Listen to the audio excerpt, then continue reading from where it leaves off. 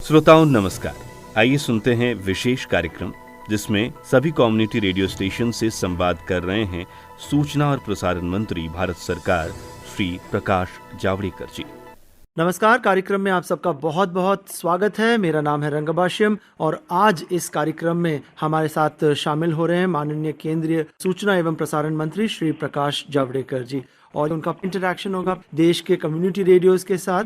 और समय के अभाव के कारण हमने इन कम्युनिटी रेडियोज़ से उनके सवाल, उनके मुद्दे हमने ले लिए हैं और वो मंत्री जी के समक्ष रखेंगे और जानने की कोशिश करेंगे कि सरकार का क्या विचार है उन मुद्दों पर। इससे पहले कि मैं मंत्री जी को आमंत्रित करूं कार्यक्रम में, मैं बता दूं कि हमारे पास बहुत से सवाल आए हैं और बहुत से कम्युनिटी रेडियोज़ हैं देश भर में। मैं कुछ के नाम ले लेता हूँ। कडल ओसई Rameswaram Tamil Nadu, Kisan Vani Vidisha Madhya Pradesh, Mattoli community radio Wayanad Kerala, radio Alwar की आवाज़ राजस्थान, रेडियो दस्तक उज्जैन मध्य प्रदेश और रेडियो जागृति झारखंड से हमारे पास सवाल आए हैं। और इनके अलावा और बहुत से कम्युनिटी रेडियोज़ हैं जहां से हमारे पास सवाल आए हैं, उनको मैं एक एक करके लूँगा। मगर सबसे पहले जावड़ेकर साहब, आपका कार्यक्रम में बहुत बहुत स्वागत है। और सवालों का जो सिलसिला है शुरू करने से पहले आपसे आपके जो ओपनिंग रिमार्क्स है, क्या कहना चाहेंगे आप कम्युनिटी रेडियोज़ को?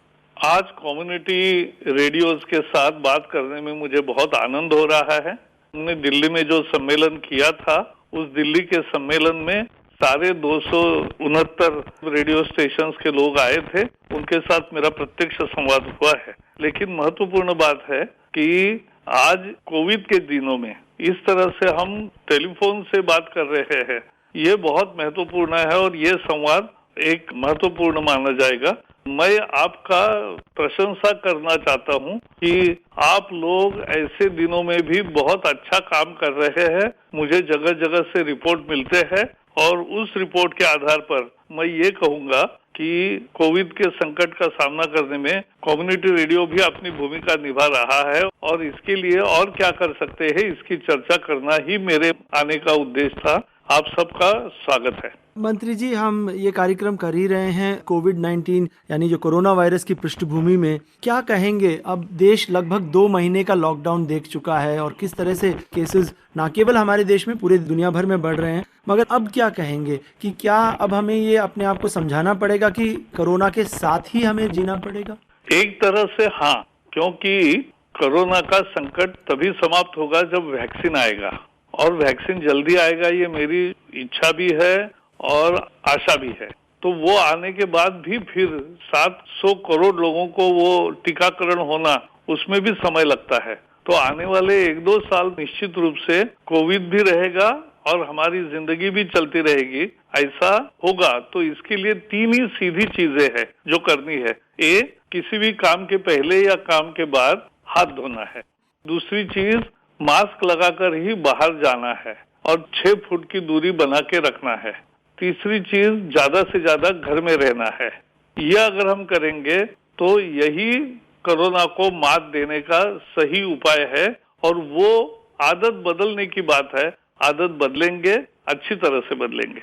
मंत्री जी, जैसे माननीय प्रधानमंत्री जी ने भी कहा कि जान भी और जहान भी, तो अब ऐसा लगता है कि एक बैलेंस स्ट्राइक करने की जरूरत है कि रेस्ट्रिक्शंस भी हमें देखने हैं, हमें प्रिकॉशंस भी लेने हैं और साथ ही साथ आर्थिक गतिविधि है उसको भी कहीं ना कहीं चलाते रहना कि हमारी जो देश की अर्थव्यवस्था है वो ना बैठ जाए। तो ये जो एक डेलिकेट बैलेंस है वो कैसे अचीव करें?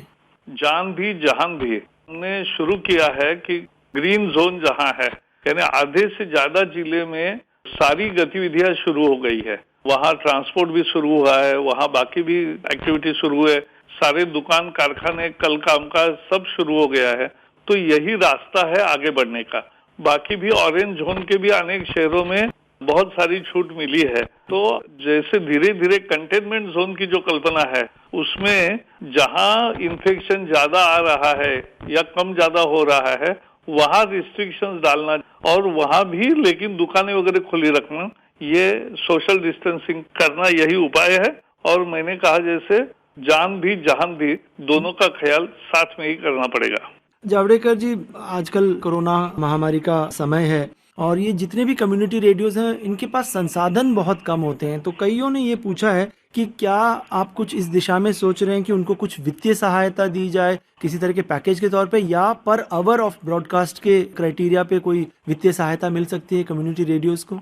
मुझे लगता है कम्युनिटी रेडियो के पास कम साधन नहीं है। सबसे बढ़िया एक जबरदस्त ताकत उनके हाथ में है कि 15 किलोमीटर के रेंज में वो बहुत अच्छी ताकत से एफएम के द्वारा अपना प्रसारण कर सकते हैं। ये नहीं है लोगों के पास ताकत, ये ताकत आपके साथ है। इसलिए आप आपको कम मत समझिए। आपके पास ऐसा अस्त्र है, शस्त्र है, अच्छा इतना उपयोग है कि लोगों के मन को छूने का, लोगों की आदतें बदलने का, परिवर्तन करने का, लोगों का जानकारी देने का एक जबरदस्त ताकत एक व्यक्ति बोलता है और लाखों लोगों तक पहुंचता है। ये बहुत बड़ी ताकत होती है, वो आपके हाथ में है। मैं पढ़ रहा था तब मैंने देखा आपका कुछ अन्याय है जो मैं दूर करूंगा। जैसे आपको 1 घंटे में 7 मिनट ही एडवर्टाइजमेंट का समय मिलता है, टीवी पर तो 12 मिनट है। और अभी तो कुछ जगह सारे बंधन ही खत्म हुए हैं। तो आर्थिक स्थिति ठीक करने के लिए आकाशवाणी समेत इन्हें 12 मिनट का करने के विषय पर हम जरूर सोचेंगे और निश्चित इसके बारे में निर्णय लेंगे, जिससे आपको पैसे मिलेंगे। क्योंकि लोकल एडवर्टीजमेंट्स बहुत होते हैं, लोग आएंगे देंगे आपके यहाँ, क्योंकि उनको रिस्पांस मिलेगा, तब उनको समझ में आएगा कि कम्युनिटी रेडियो का महत्व क्या है। और इसलिए मुझे पूरा विश्वास है, मैं इतना निश्चित इस प्रश्न का विचार करके सही निर्णय लेंगे और वो आकाशवाणी और कम्युनिटी रेडियो दोनों के लिए लेंगे। मंत्री जी, ये कोविड-19 के दौरान अब ये ज्यादा समझ में आ रहा है कि जो लोकल एफर्ट है, जो स्थानीय स्तर पे जो पहल होती है, जितने भी एफर्ट्स लगते हैं वो बड़े कारगर साबित होते हैं। तो कम्युनिटी रेडियोज ये भी कह रहे हैं कि क्या आपका मंत्रालय ये सोच रहा है कि उन्हें भी माने न्यूज ब्रॉडकास्ट करने की जो सुविधा है वो दिया जाए, जिससे कि आजकल जो हम देख रहे हैं सोशल मीडिया में बहुत से रूमर्स फैलते हैं, गलत न्यूज आते हैं, फेक न्यूज की बात हम करते हैं अक्सर, तो उस पर भी कहीं ना कहीं लगाम लगेगा अगर उन्हें न्यूज ब्रॉडकास्ट करने की परमिशन मिल जाए तो। इसके बारे में भी हम निश्चित पॉजिटिव विचार करेंगे। लेकिन जहां तक मेरा आकलन है कि हमने प्राइवेट एफएम रेडियो को भी कहा है कि आकाशवाणी के समाचार ऐसे के तैसे अगर आप प्रकाशित करना चाहते हैं अपनी भाषा में, यानी आवाज हमारा लेकिन शब्द वही, अगर वही आप प्रकट करने वाले हैं तो उसके लिए हम जरूर परमिशन देंगे और वो करने से जानकारी भी पहुंचेगी और आपका भी न्यूज देने का एक लाभ होगा। जावड़ेकर जी, मंत्रालय का एक बहुत महत्वाकांक्षी टारगेट भी था कि 4000 कम्युनिटी रेडियोज पूरे देश भर में होने चाहिए और बन जाएं, मगर अब वो जो आंकड़ा है वो बस 300 के आसपास सिमट के रह गया है। तो इसे स्केल अप करने की कोई आप परियोजना बना रहे हैं? ये बहुत महत्वपूर्ण सवाल है। मैं निश्चित रूप से कम्युनिटी रेडियो के आंदोलन का विस्तार हो और ज्यादा से ज्यादा जगह अच्छे कम्युनिटी रेडियो बने और वो लोक जागृति का, लोक जागरण का और जनता के परिवर्तन के, देश के परिवर्तन में सहभागिता का ज्यादा सहभाग देने का काम करते जाएंगे, ये मुझे विश्वास है। और इसलिए आज भले कुछ संख्या में ही हमारे पास कम्युनिटी रेडियो है, लेकिन हम निश्चित विचार करेंगे कि इसका विस्तार करने के लिए क्या किया जाए, क्योंकि हम वैसे भी हर कम्युनिटी रेडियो को स्थापना के समय कुछ पैसे देते हैं, जिससे उनका लागत मूल्य बहुत कम हो जाता है और बाकी वो अपने एक रूम में से अच्छा चलाते हैं कम्युनिटी रेडियो, वो चलने दो और वही मेरी ताकत है। तो हम निश्चित रूप से ये संख्या बढ़ाने की कोशिश करेंगे। मंत्री जी, हम ये अर्थव्यवस्था को दुरुस्त करने की बात कर रहे थे और हाल ही में जैसे सरकार ने 20 लाख करोड़ रुपए का पैकेज की भी घोषणा की है, मगर अभी भी जो क्रिटिक्स हैं वो उससे संतुष्ट नहीं है, क्या कहेंगे आप? जनता संतुष्ट है, ये उसका पहला उत्तर है। पैकेज क्या है? पैकेज जो गरीब उसको अनाज मिले, उसको दाल मिले, उसको पैसे मिले, ये सब देखा गया है। आज 60 करोड़ लोगों को 25 किलो अनाज और 5 किलो दाल ये फ्री में मिल रहा है। ये आसान चीज नहीं है। 10 करोड़ किसानों को 2-2 हजार रुपए मिले हैं। 20 करोड़ महिलाओं को जिनके जनधन के खाते हैं उनको 1500 रुपए मिल रहे हैं। जो उज्ज्वला गैस के 8 करोड़ महिलाएं हैं उनको 3-3 गैस सिलेंडर फ्री मिल रहे हैं और उसके साथ साथ जो सीनियर सिटीजन्स उनको 1-1 हजार रुपए मिल रहा है। तो ये मिलके करोड़ों लोगों को बहुत कुछ मिल रहा है और अभी जो राशन कार्ड जिनके पास नहीं है उनको भी अनाज देने की व्यवस्था की है।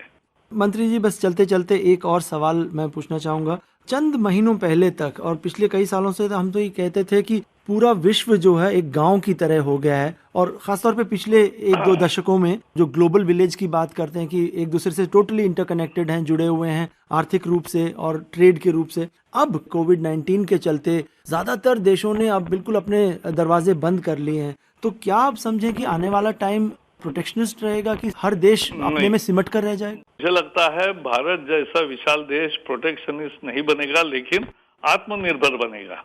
यानी जो चीजें यहाँ बन सकती है उसका इंपोर्ट नहीं होगा, लेकिन जो चीजें हम एक्सपोर्ट कर सकते हैं उसका ज्यादा एक्सपोर्ट होगा। यही अपनी पॉलिसी है, यही आत्मनिर्भरता का नया विषय है। और मुझे लगता है कम्युनिटी रेडियो के मंच को फिर से मैं स्वागत करूंगा, उनको धन्यवाद दूंगा कि उन्होंने एक अच्छा मौका ढूंढ के मुझसे चर्चा भी की है। कोविड के समय का ये अच्छा उपयोग है और आप इसी में काम करते रहोगे, ये मेरी पूरी विश्वास है। आप उसी विश्वास के सहायता से आप चलेंगे, ये मुझे पूरी उम्मीद है। बहुत बहुत बधाई सबको। जावड़ेकर साहब, आप कार्यक्रम में शामिल हुए इसके लिए बहुत बहुत धन्यवाद। अभी आप रेडियो वर्षा से सुन रहे थे सूचना एवं प्रसारण मंत्री श्री प्रकाश जावड़ेकर जी का सीधा संवाद सभी कम्युनिटी रेडियो स्टेशन से। धन्यवाद।